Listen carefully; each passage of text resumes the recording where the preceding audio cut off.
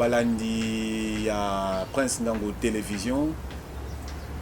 Merci mingi na confiance au bopesi biso na nzela ya kolanda ka biso mikolo nyonso et toyebi que boza ebele oyo boza ko s'abonner et que bozo linga chaque fois ko yoka nini yango to memeli bino na nzela ya internet.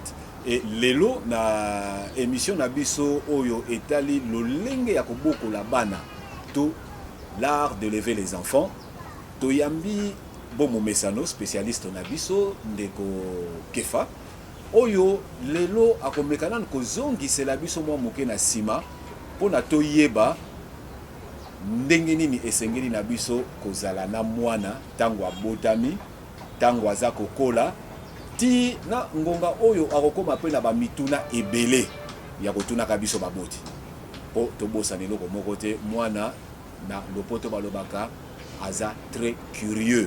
Est-ce que curiosité wana eza malamu eza mabe pona toyeba yango ndeko Kefa akoyizongela biso mwa muke na oyo alobaka na ba émission uti olika avant toya kokota na esiko na mozindo ya oyo etali mwana na ngongani yango esengeli bana kotuna mituna na biso pe baboti ndenge nini esengeli na biso tozala na mwana tango akokoma na ba mituna wana ebele ko Kefa mbote na yo mbote mingi ndeko Jean-Jacques lelo tozana yo lisusu elongo na kati ya nzela ya émission na biso ndenge ya kobokola bana.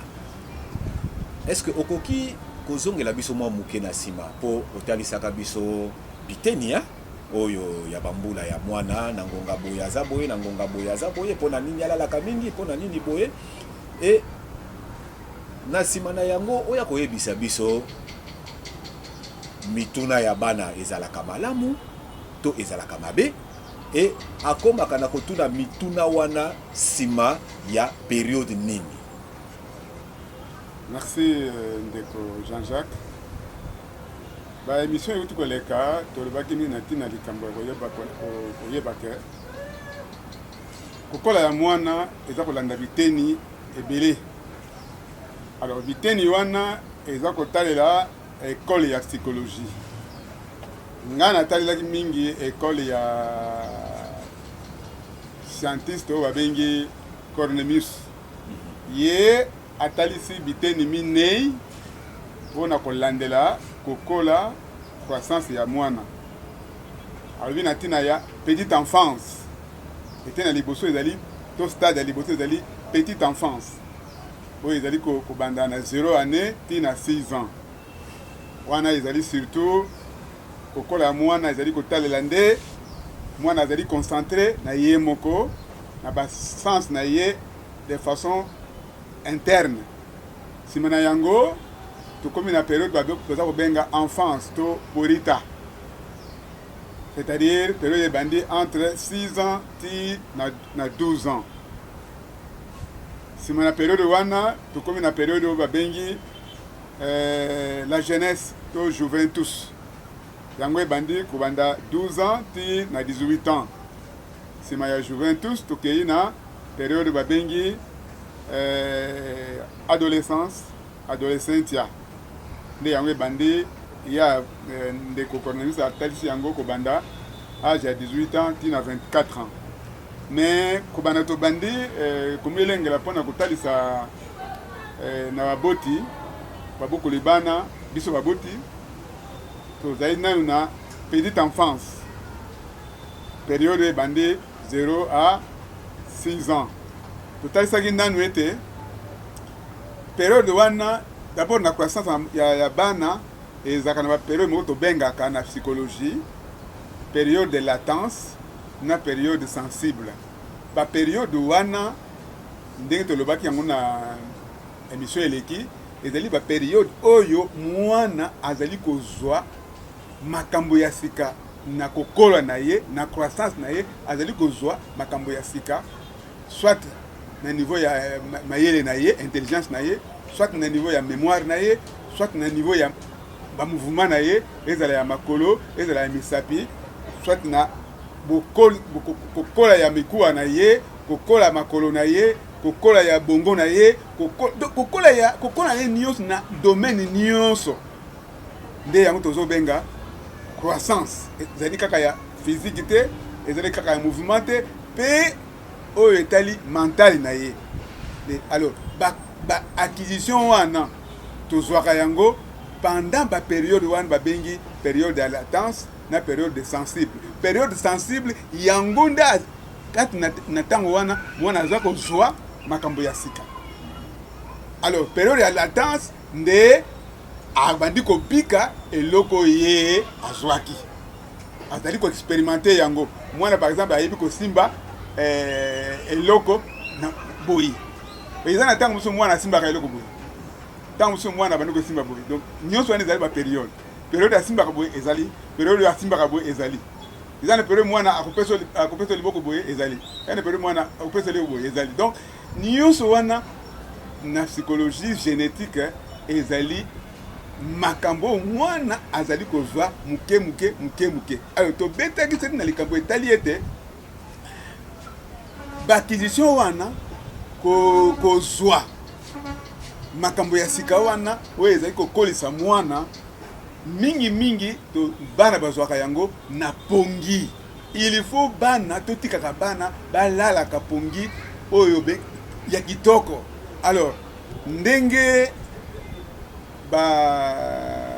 babokoli bana scientifique balobi esengeli mwana na mukolo moko alala au moins pendant 8 heures. Donc yango na comprendre te tant mususu au moins otama na kati ya cité osomona eza na makala eza na kimbongo eza na kasavubu eza na partout. Donc ça tombe bimba même na kena na braza na mona yango okomona bana ti 23 heures bazali banda bana 5 ans 23 heures libanda mwana 6 ans 24 heures libanda ou bien okutina ndako asa kotala télévision et ba parents na ngai mais mwana na kolala lele nini télévision ne uzala kana ngotango mikolo nyonso. Mais tango mwana raté alala pongi yo moko mukolo ndenge ndeko jancha ko yibi tango yo lali pongi malamu te olamunga na tongo ezalaka bien bien te. Alors ndenge moko pe mwana tango yo lali pongi kitoko te akokisi 8 heures wana te eza lokola manque à gagner ou à perdre. Ok, ndeko kefa kozonga na likambo ya pongi na ndenge ozobeti lango c'était. Mais moi na soki 8 heures wana ezali 8 heures ya banda akilali na tolo bana 20 heures ti asali 8 heures na ya sommeil to 8 heures na ekokipe kokoka alali moi 2 heures sikoyo alamuki na ba 18 heures wana alali lisusu 2 heures kaka ndenge wana akokisa 8 heures na ye 8 heures ya sommeil wana e alaka 8 heures na nzelani. Très bien. Mingi biso ba mikolo batolala ka ba pongi ndamu bana en général surtout bana ya première enfance soki mwana wana allait bien aza malade te soka mibaki na pongi ezaka mingi kimia akosa même 9 heures yango ne ezaki toko mingi so moni mwana azola mokalamuka c'est que aza na moins difficulté mais mingi mwana alalaka pongi po yango ne ezaka malamu. C'est ce qui est recommandé. Soki mwana lali atako aliaki tikana no ya lala kolia eza na tango nango pongi pe eza na tango nango oyo azangaki na kolia tango akolamuka akozwa yango. Mais pongi wana ya raté tango mosusu installé efale yeloko wana azwa yango na tango wana alors yo o retardé yango eza kitoko te. Mais esala matango mosusu pe mwana o mwa ngungi moko suye mwa mpuku moko suye alamuki. Bon, yango monaka tango mosusu pe dérangement na kata ndako bato baswani kuna biloko moko esali makelele makasi mwana alamuki. Bon, etango mosusu mpona baninga na ye batata bazolandaka soki télévision ezosala makelele yango mpe ezalaka bien te bana balali yo papa ozalaki kotia makelele ebele na batelevizio ezalaka kitoko te. Soki mwana bana balali ezalaka malamu kotika makelele bana balala pensa pongi oyo babengaka pongi ya solo. Alors sikoyo na moi soki mwana alali pongi ezalaka pe problème te tika ya lala bapara moto atabakanzaka ta mosusu ke mwana efalalaka pongi na butu te. Soki mwana yoki pongi na moi alala kita parent yo oyeba moi peut-être la maison là pour nier moi mais en général ngana mona ka bana o penza bana mike mi moi balala sauf que les loyo avec le développement technologique bana ba toujours attention na ba télévision na ba pareil ko beta mitendo yango de sala kaka attention ezali constater makambo wana ntango mosusu azobota na pongi mosusu oyo aza kobeta mitendo balaleka na mitendo wana donc c'est pour dire ndenge tolobaka na lingala ke pongi nyonga pongi atako fo futa yango kaka donc ndeko Jean-Jacques na mutuna wana na koloba kaka ete bana surtout ya première enfance balalaka pongi mpenza po soki aza déranger barécupéraka kaka nakanisi na ok malamu alors sikoyo nde tokoba na koyeba ndenge toutaki kotalisa yango balandi na biso ya Prince Ndango télévision toyebi mwana akomaka mpe na ngonga oyo atunaka mituna ebele akoma oyo nini nazwa wana nasala boye mais avant akoma na mituna wana alekaka na étape nini ndeko Jean-Jacques oteli mutuna kitoko ezalaka mingi soki mwana akokisi ba 3 ans à peu près ba 3 ans na lobaka ntango nyonso ke bambula wana topesaka ezalaka rigidité ezalaka fixité ezalaka bambula moko approximatif donc à peu près mais en général à partir il y a 3 ans to 2 ans et demi bana bakomaka na kutunaka mituna mais yambo ete mwana koma na mituna wana ezaka na période moko une année et demi 2 ans bana bakomaka na période tobengaka période ya conscience morale c'est-à-dire mwana azali sikoyo capable ya koyeba mabe na malamu na âge wana une année et demi 2 ans mwana sikoyo azali capable ya koyeba mabe na malamu donc tobengaka na psychologie conscience morale elingi koloba nini avant une année mwana aza lokola mwa nyama moko boye ayebi mabe na malamu te ye po yango wana mpe soki asubi na pantalon na ye na ekele oyo ye amona yango problème te ntango mosusu basumbi na kati ya bilamba na ye ye akomona yango problème te yo kobeta ye parce que ye asumbi non eza likambo kobeta ye te parce que ye ayebi te ke kosuba na bilamba eza mabe ayebi likambo wana te mpo na ye parce que mwana wana akokani kutu na nyama parce que de 0 ti na âge wana ya une année mwana azali koagir kaka na eloko tobengaka na psychologie par instinct les instincts c'est-à-dire bainstinct eza nini ezali makambo oyo tobotemi na yango mpe tosalaka yango ndenge wana toyekolaka yango te ndakisa kosuba ezali instinct toyekolaka kosuba te mutu nyonso kabotami asubaka kaka ndakisa kolia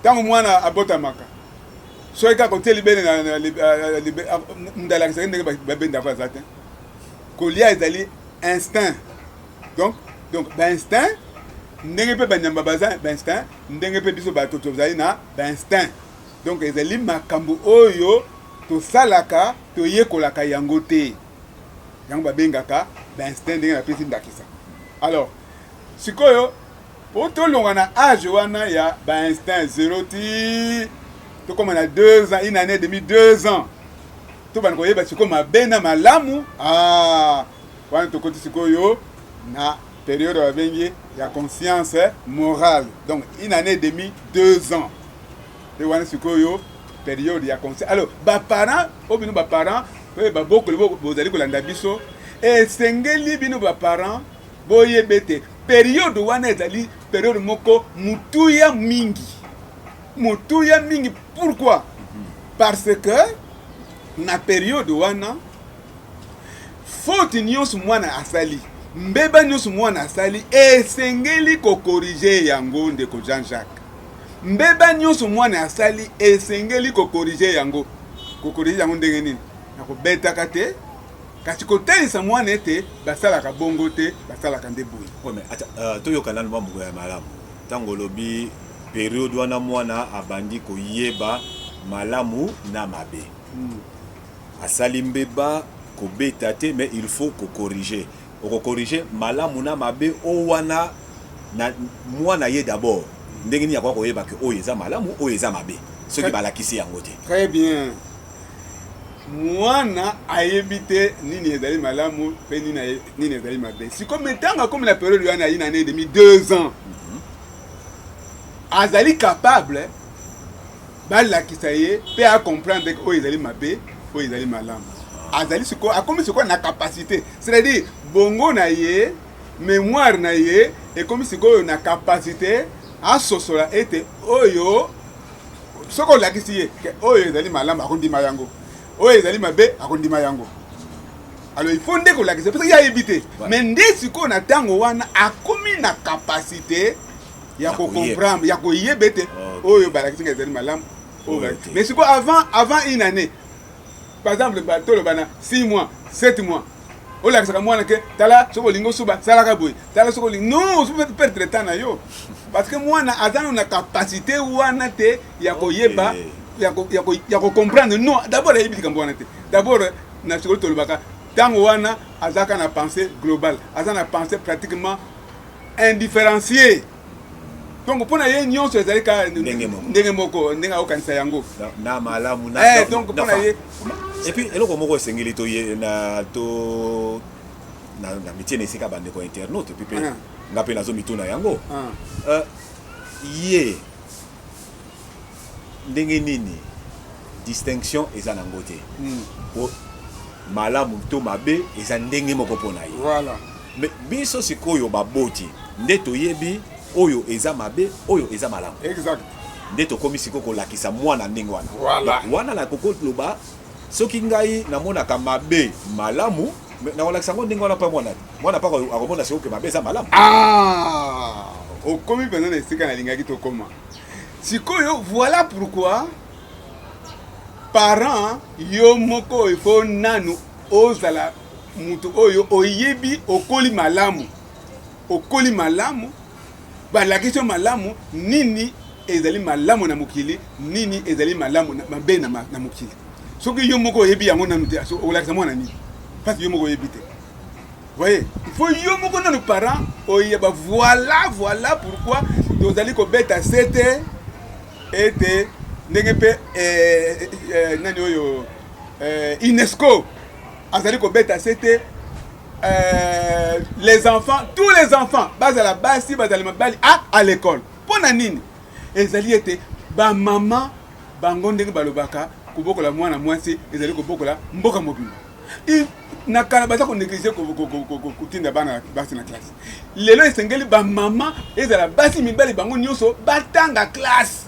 Bakene na classe ata basali na université mais basali na ata école primaire pamba silisa asa la ata secondaire nyonso ata a diplôme d'état mais le fait qu'a côté na secondaire ata comme na 5e té ata comme na même ata diplôme d'état mais le fait comme na humanité balakisi makambo balakisa kona na humanité balakisi makambo balakisa na école primaire ayebi kotanga ayebi kokoma ayebi déjà nanu mba notion ebele ya savoir vivre. Maman wana ayebi déjà nini ezali malamu nini ezali mabe parce que nambalelekaki natalisaki ndeko Jean-Jacques likambo tozali kobenga les instances ya personnalité to biteni oyo ezali na bomutu ya mutu donc personnalité ya mutu ezana biteni misato oto bengaki les ça, les moi et les surmoi. Ça, ils allaient ensemble. Nous avons dit oto bengi ça. Ils allaient poser la vision nyonso. Sentiment la vision nyonso. Émotion la vision nyonso. Poser donc oh nyonso etindaka osala yo, osala likambo, o lobato, osala likambo moko songolo, yango ba bengi na psychologie ça. Et na mbale o esalaka bomutu na biso babengi yango moi yazali principe to le principe de la raison o esalaka ke tango ça lobi likambo alors raison il faut atalisa que yo lingo sa likambo oyebi te ke likambo wana ezalaka te par exemple motema na etindi yo kende ozwa bilamba batani na singa mais raison ekoyebisa yo moi akoyebisa yo non bilamba wana yo kokozwa yango te. Alors eloko ya misato eteni ya misato ya personnalité ndenge tolobaki ezali le surmoi ezali ebele ya makoki oyo tozwaka na mokili oyo babengi les interdits sociaux ezala bokoko ezala makambo ekole atalisi biso ezala makambo église atalisi biso ezala makambo babote batalisi biso ezala makambo batalisi biso na nzela oyo société na biso amonaki ezali ne malamu yango babengi l'ensemble des acquis sociaux oyo tobengi na psychologie le surmoi. Alors maintenant biteni misato wana yango ekokisaka personnalité ya mutu. Alors mwana mama oyo to papa oyo na kati na ye biteni wana misato evandi bien ayebi bien nini babengi malamu nini abengi mabe. Alors tango wana lokola ya yebi yango malamu mwana oyo yazokolisa tango alingi asuba na miso bato bazolia na mesa ya temi alinga suba akopika alibi arrête kosuba te basubaka na mesa te basubaka esika bato baza kolia te kende kosuba ozwi yo omemi ye kuna na nsima ndako to na toilette asubi kuna bato bazali kolia ya alinga asala gaz parce que bana mosusu aloba papa zela opekisi ye obien ntango mosusu apesi yango opekisi ye soki bato bazali basaka likambo wana te kende esika songolo voyez. Donc au fur et à mesure mwana azali kosala makambo yo nde il faut kotalaka mama il faut talaka mwana wana papa il faut talaka mwana wana. C'est pourquoi ba maman de Jean-Jacques bazana mukumba munene parce que ba maman ba vandaka tango mulai na bana. Alors malheureusement sikoyo na développement na parité soki nini babengi soki émancipation ya basi na les années 70 bazala koyebisa biso na baprofesseur ya psychologie baenquête elakisaka ke na première enfance surtout na les 3 premières années baétude elakisa ke bana ya baafricain bazalaka na avance sur le développement intellectuel par rapport na bana ya na poto.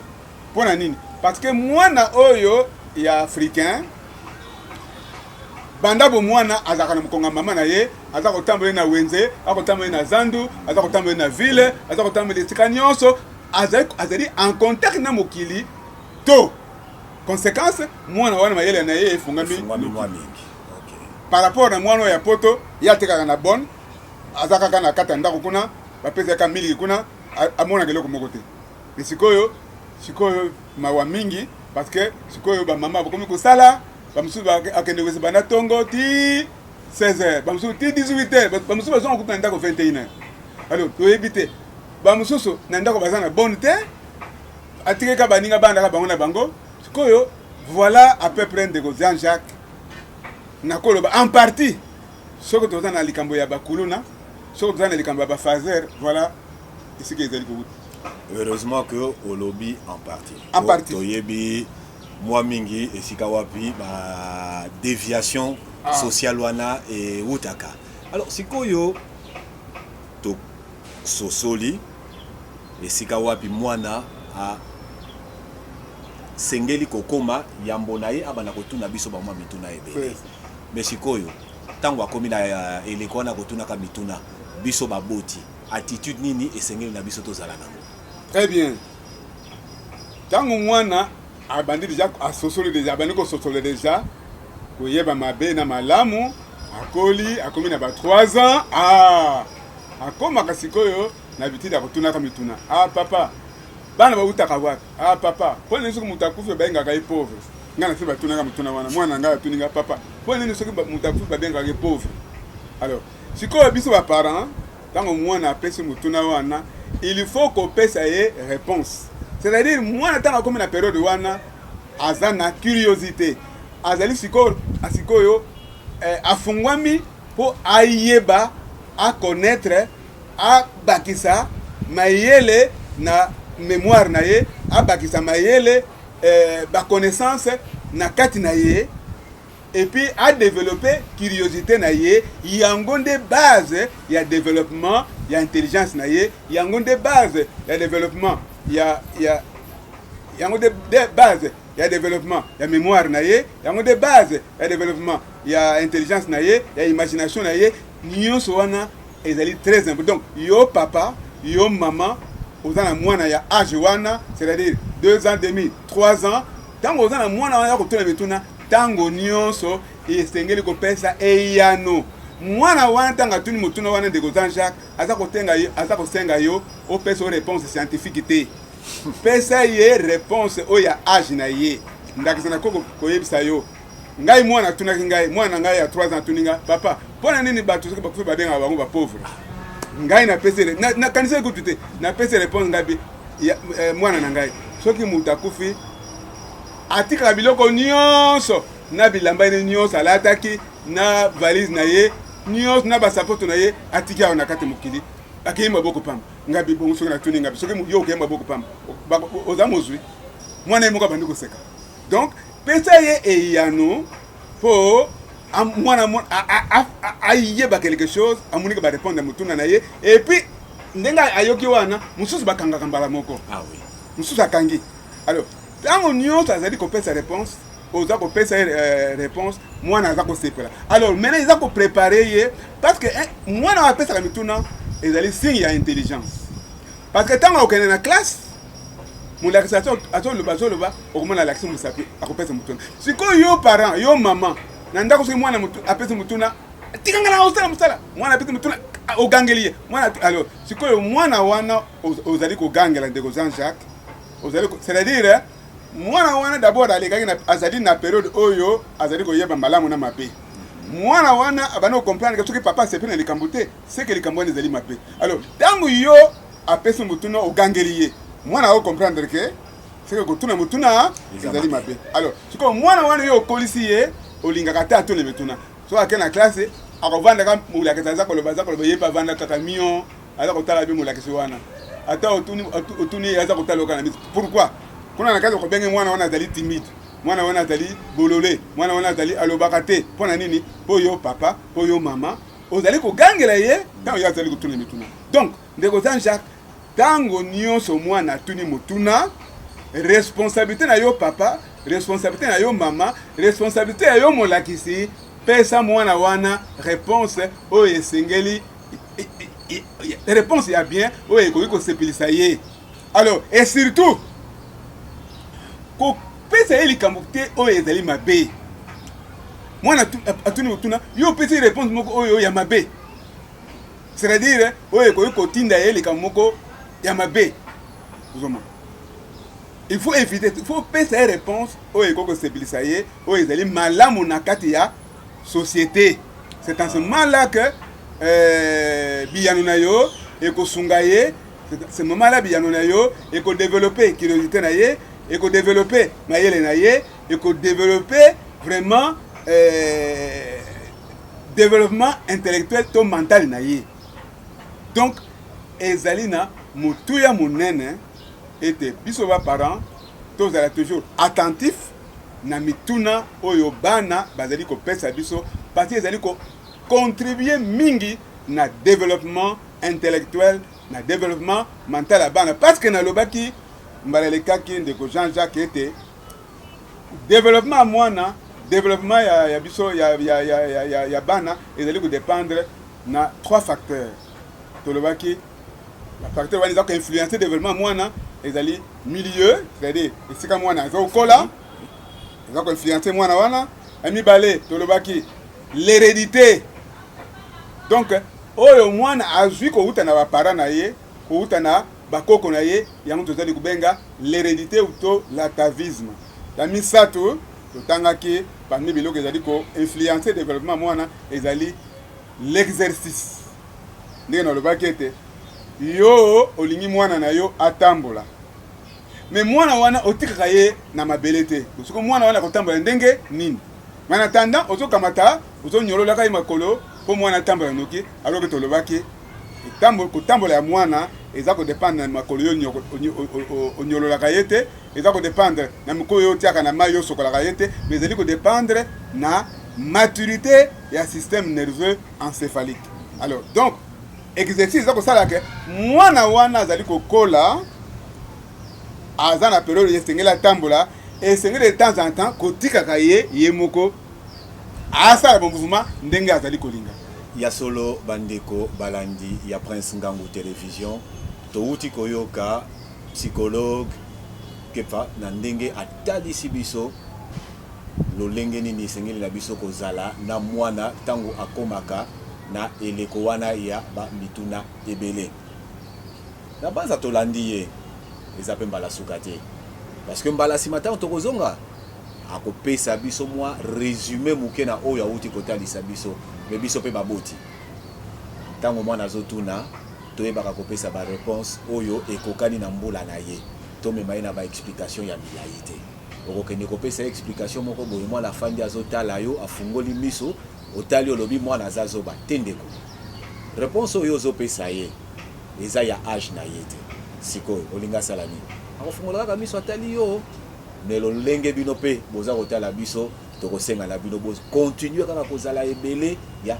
koyaka na Prince Ngangu télévision na nzela ya YouTube tokutani mbala oyo eza koya.